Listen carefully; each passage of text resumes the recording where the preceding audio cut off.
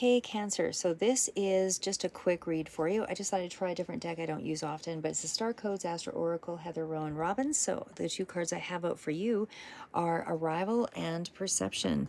So first off, I am just going to read through the book. I don't use this one often, but it's a really good book and it's very wise.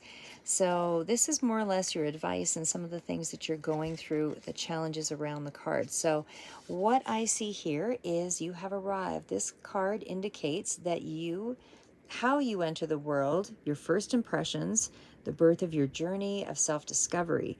This is sort of the map of the village that indicates that you are now at a space where you need to take responsibility for how you are perceived. So as you walk in the door, assess what you lead with. What are your mannerisms, appearance, and your signals say? So notice if you lead with charm or prickly defenses, anything like that. This is also, do you lead with your mind or your heart, or whether you are versatile, changing your approach to fit the circumstances is required here. So investigate how this first impression affects your identity and your interactions. So people read what you put out. And whether you are acting as a business, as a person, or as a couple, it's up to you to ensure that how you present yourself matches your intention. And that 100% goes with the card that I see here with the moon.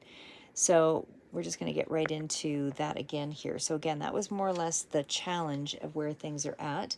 So if you feel that you're misunderstood, look for a misperception, yours or theirs, underneath any tension and see what can be done to clear this lens.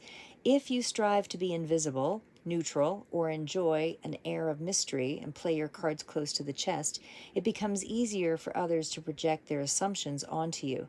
So consider becoming more transparent and letting your inner worth shine.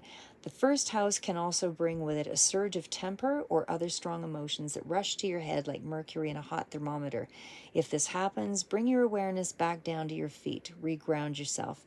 So this metaphor also applies to a business or a project. Leadership may be too strong and attention needs to be brought back to the boots on the ground. So definitely reground yourself.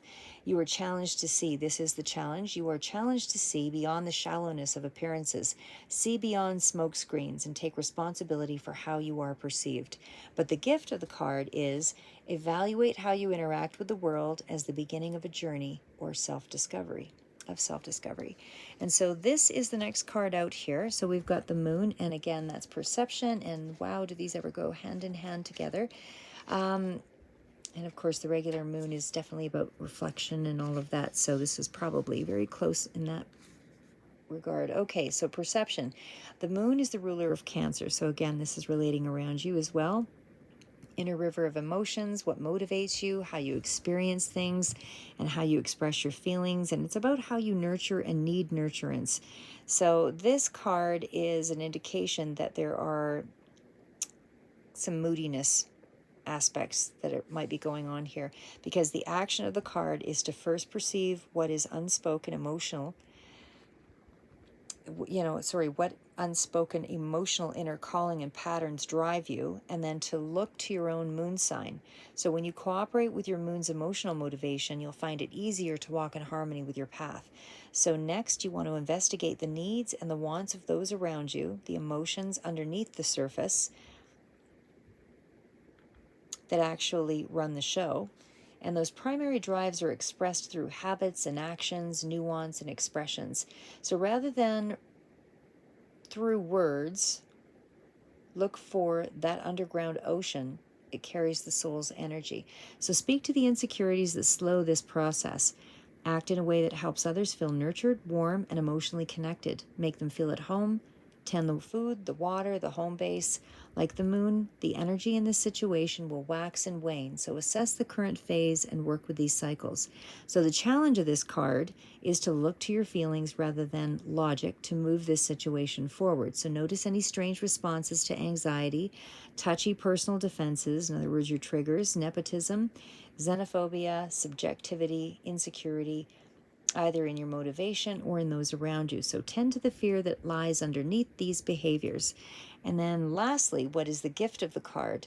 You are one with the ebb and the flow. Watch what sign the moon occupies each day, and let the moon teach you about its phases. Align yourself with those tides and make your life easier.